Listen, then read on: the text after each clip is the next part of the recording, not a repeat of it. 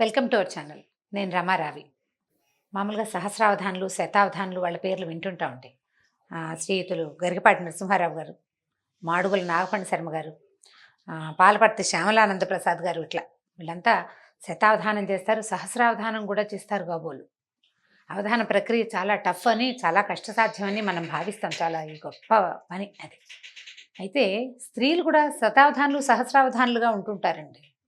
మరి శతం సహస్రం ఊరికే మాట వరుసకు అంటున్నా కానీ అవధానం చేస్తాం. 10 రకాల పనులు ఎట్ ఏ టైం చేయటం అవధానం అంటే అదే కదా. అయితే మనకి ఏ గుర్తింపు ఉండదు, మనెవరు మేకతోలు కప్పరు, గుర్తింపులు ఉండవు. కానీ ఈ అవధాన ప్రక్రియ చాలా సహజంగా మన జీవితాల్లో ఉంటూ ఉంటుంది. ఏం చేస్తాం చూద్దాం. పొద్దున్నే లేస్తామనుకోండి, లేచి బ్రష్ చేసుకుని లేదా ఒక చెంబు నీళ్ళు పోసుకుని రకరకాల ఎవరి అలవాట్లు వాళ్ళవి వంటింట్లోకి వస్తే, ఒక స్టవ్ మీద ఒక దాని మీద పాలు, ఇంకో దాని మీద డికాక్షన్, ఇంకో దాని మీద కుక్కర్ పెడతాం, చపాతీలు పిండి కలపటం, కూరలు దరుకోవటము, పని మనిషి వస్తే ఆ గిన్నెలు బయట వేయటం, అప్పుడే పిల్లల్ని నిద్ర లేపటం, పాలవాడు వస్తే పాలు తీసుకోవటం. ఇప్పటికి ఎన్ని అయినాయి ఏమిటో చాలా చెప్పాను, లెక్క పెట్టగంట. ఇవన్నీ అయినాయా? వీటితో పాటు మధ్యలో ఫోన్ కాల్స్ వస్తాయి, ఆకుకూరలు మాతో వినిపిస్తుంది, ఎక్కడో వినపడిన అరటిపళ్ళ వాళ్ళ కేకని చూసుకుని అరటిపళ్ళ అబ్బాయిని పిలుచుకుంటాము. ఇప్పటికి ఇంకా చాలా పనులు అయిపోయినాయి. ఇవి కాకుండా మధ్యలో పిల్లల తాలూకు మేల్కొల్పులు, చిన్న పొన్న పిల్లలుంటే వాళ్ళ తాలూకు బాత్రూమ్ కాల్స్, చిట్టి పిల్లలు ఉన్న వాళ్ళకి. అక్కడి నుంచి ఇంకా కొంచెం ముందుకెళ్తే ఈ కుక్కర్లు పాలు గీలు దింపేస్తే మళ్ళీ టిఫిను, దాని ఏర్పాటు, దాన్ని ఒకళ్ళకి పెట్టడము, ఒకడికి నోట్లో పెట్టాల్సి రావటం, ఇంకొకటికి బాటిల్లో పాలు పోసి అందించాల్సి రావటం, ఇలా ఇలా రకరకాల పనులు చేసేస్తాం. మల్టీ టాస్కింగ్ అంటారు సింపుల్గా దీన్ని. ఒకేసారి రకరకాల పనులని హ్యాండిల్ చేయటం. సాధారణంగా గృహిణులు అందరూ, ఇళ్లల్లో ఉండే ఆడవాళ్ళందరూ ఈ పని చేస్తారు. మగవాళ్ళు కూడా చేస్తారనుకోండి, మనం వాళ్ళ సంగతి మాట్లాడలేదు కదా, మనం మామ్లో ఉన్నాం కాబట్టి మన సంగతే మనం మాట్లాడదాం. ఈ మల్టీ టాస్కింగ్ హ్యాబిట్గా, అలవాటుగా ఉండి చేయగలిగే వాళ్ళు గెలిచేస్తారండి ఏదో రకంగా. అప్పుడప్పుడు ఫెయిల్ అవుతుంటాం. ఈ పట్టుకెళ్తున్న గిన్నెలో ఏదో ఒకటి పడిపోతుంది, పాలు పొంగిపోతాయి, డికాక్షన్ పోస్తుంటే పక్కకు పడిపోతుంది, ఇడ్లీ పెడితే నీళ్లు కొట్టేస్తాయి, దోశలు ఎన్నిసార్లు వేసినా ఏమిటో మొదటి దోశలు 3-4 దోశలు చెడిపోతాయి, రోజు చేసే చపాతీ ఒకరోజు అదేదో దేశపు పటం వస్తూ ఉంటుంది. ఇలా ఏవో చిన్న చిన్నవి అవుతాయి అనుకోండి, చేజారి పడిపోవటాలు, కప్పులు పగిలిపోవటాలు, అవన్నీ న్యాచురల్గా జరుగుతాయి. అయినా కూడా ఈ పని అంతా చేస్తూ ఉంటాం. ఇది ఏ ఏజ్ వాళ్ళు చేయగలుగుతారు, ఏ ఏజ్ వాళ్ళు చేయలేరు అని చెప్పడానికి వీల్లేదండి. ఈ మల్టీ టాస్కర్స్గా ఉండటం అనేది ఒక బేసిక్ ప్రజ్ఞ. జనరల్గా తల్లుల్ని చూసి పిల్లలు నేర్చుకుంటారు ఇవి. ఇప్పుడు చదువుకుంటున్న పిల్ల ఏదో గబగబా కాలేజీకి తయారవుతుంది, ఏదో స్కూలు తయారవుతుంది, అమ్మాయి ఏదో వంట చేసి పెడుతుంది, బాక్స్ ఆవిడే పెడుతుంది, జళ్ళు కూడా అమ్మాయి వేస్తుంది, లే లే లే లే నిద్ర లేపటము, నీళ్ళు బొర్లిపోతున్నాయి, బకెట్లో నీళ్ళు తిప్పేసాం, వెళ్ళని, వేడి నీళ్ళు మరిపోతున్నాయి తీసుకోమని తల్లులే పరిగెడుతూ ఉంటారు. ఈ పనులన్నీ చేయించుకున్న పిల్లలు కాస్త పెద్దవాళ్ళు అయ్యాక ఉద్యోగాల్లో చేరి, ఏ పెళ్ళిళ్ళు అయితే ఉద్యోగాన్ని పెళ్ళిని చక్కగా బ్యాలెన్స్ చేసుకోగలుగుతారు. ఇలాంటి బంగారు తల్లులకు చెప్పక్కర్లా, వాళ్ళకు వచ్చు అవన్నీ. కొంతమందికి రావు చూడండి, వాళ్ళకి చెప్పాలి. ఎవరికి రావో చూద్దాం. తల్లులే అన్నం పెట్టి, తల్లులే తయారు చేసి, తల్లులే ఇస్త్రీ బట్టలు కూడా చూసి పెట్టిన వాళ్ళకి కొంచెం తక్కువగా వస్తాయండి. వస్తాయి వాళ్ళకు కూడా, కానీ బాగా రాదు. వీళ్ళు చాలామంది మాకు టీ పెట్టడం రాదు, మాకు అన్నం వండటం రాదు, అన్నీ మా అమ్మే చేసేది, మా అమ్మ సరిగా పెంచలేదు, మా అమ్మ నాకు నేర్పించలేదు, ఇలాంటి కంప్లైంట్లతోటి అరకొరగా పనులు చేస్తూ ఎప్పుడు తమ విసుక్కుంటూ లేదా ఎవరితోటైనా విసుక్కోబడుతూ అలా ఉంటూ ఉంటారు. బీ ఏ మల్టీ టాస్కర్, ఇది వాళ్ళ మన స్లోగన్. మల్టీ టాస్కర్ అవ్వండి, అవధాని అయిపోవాలి. మనం ఎలా అయిపోతామో చూద్దాం.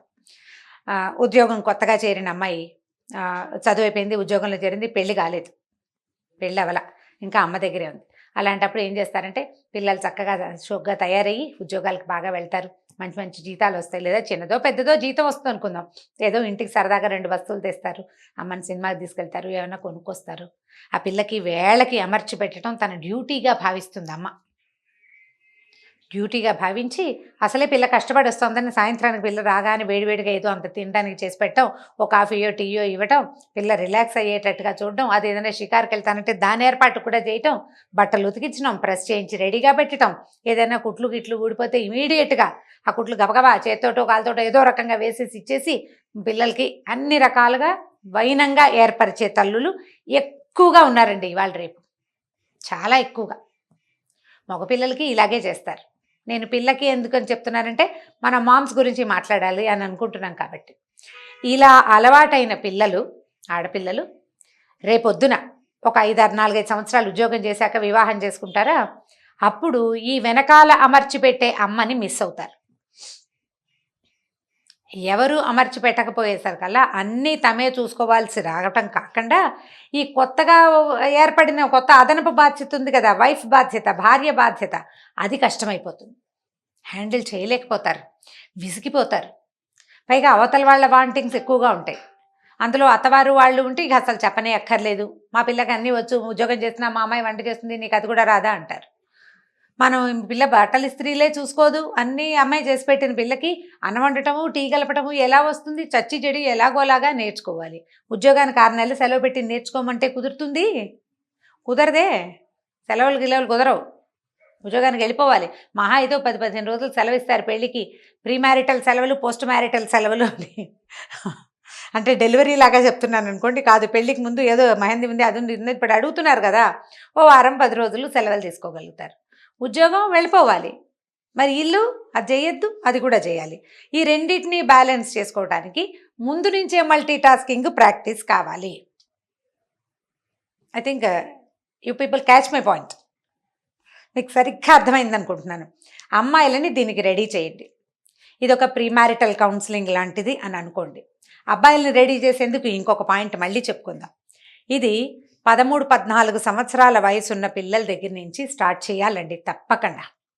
ఎందుకంటే ఆడపిల్లలు ఇప్పుడు ఉద్యోగాలకు వెళ్తున్నట్టే ఇంట్లో పని చేసుకోవాల్సిన అవసరం ఖచ్చితంగా ఉంది. ఆడాళ్ళు ఎందుకు పని చేయాలి ఇలాంటి ప్రశ్నలు వేసి మీ అభిప్రాయాలు మార్చుకోండి అని మాత్రం స్లోగన్స్ ఇవ్వకండి.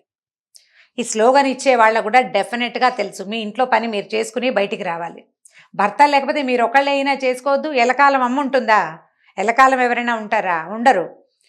మన పని మనం చేసుకోవాలి. మనతో పాటు ఇంకొకళ్ళు ఉంటే వాళ్ళ పని కూడా చేయాలి. మనకి పిల్లలు పుడితే వాళ్ళ సంగతి కూడా చూసుకోవాలి. ఖచ్చితంగా చూడాల్సిందే. ఆడవాళ్ళు ఎందుకు చేయాలి ఇలాంటి ప్రశ్నలు వేయద్దండి, మగవాళ్ళు కూడా చేయాలి. దాని సంగతి మళ్ళీ మాట్లాడదాం. ఇది స్పెషల్గా ఆడపిల్లల కోసమే, ఆడపిల్లల తల్లుల కోసం.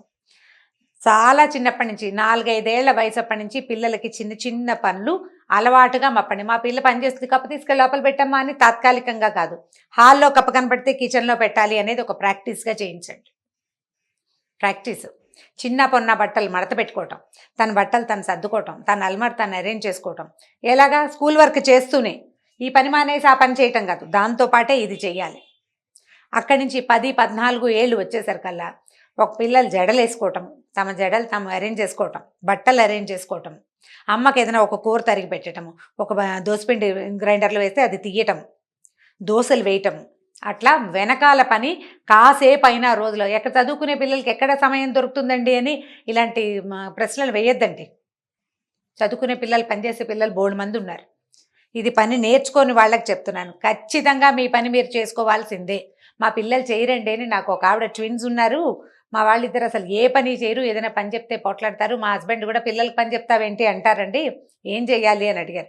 ఆవిడ కూడా ఇది ఆన్సరే. తండ్రుల్ని మీకు మీ పిల్లలకి మధ్యలోకి రానివద్దు, అసలు రానివ్వడానికి వీల్లేదు. పిల్లలకి పని నేర్పకపోతే వాళ్ళు అవస్థపడతారు అనే జ్ఞానాన్ని భర్తలకు ఇవ్వాలి మీరు తప్పకుండా. పనులు నేర్చుకోవాలి. ఒకటేసారి 4 రకాల పనులు చేయగలిగే కెపాసిటీ పిల్లలకి 20 సంవత్సరాలు వచ్చేసరికి వచ్చేయాలి. రేపు తప్పి తగిలి ఫారిన్ వెళ్ళారనుకోండి, పీజీ చేయడానికి వెళ్తారు, ఇక్కడ కాకుండా వేరే ఊరు వెళ్తారు, ఎక్కడైనా ఉండటానికి వెళ్తారు, చదువుకోవడానికే. పెళ్ళిళ్ళు అవ్వక్కర్లా, చదువుకోవడానికి వెళ్ళినా ఫారిన్ వెళ్ళిన పిల్ల దాని గిన్నెలు దోముకోవాలి, వంట చేసుకోవాలి, బట్టలు ఉతుక్కోవాలి, వాషింగ్ మెషిన్లో అయినా సరే, కాలేజ్కి వెళ్ళాలి, అక్కడ వర్క్ చేయాలి, మళ్ళీ ఫుడ్డు, మళ్ళీ వచ్చాక గిన్నెలు నోరు తెరుచుకుని చూస్తూ ఉంటాయి. ఇన్ని పనులు చేయొద్దు.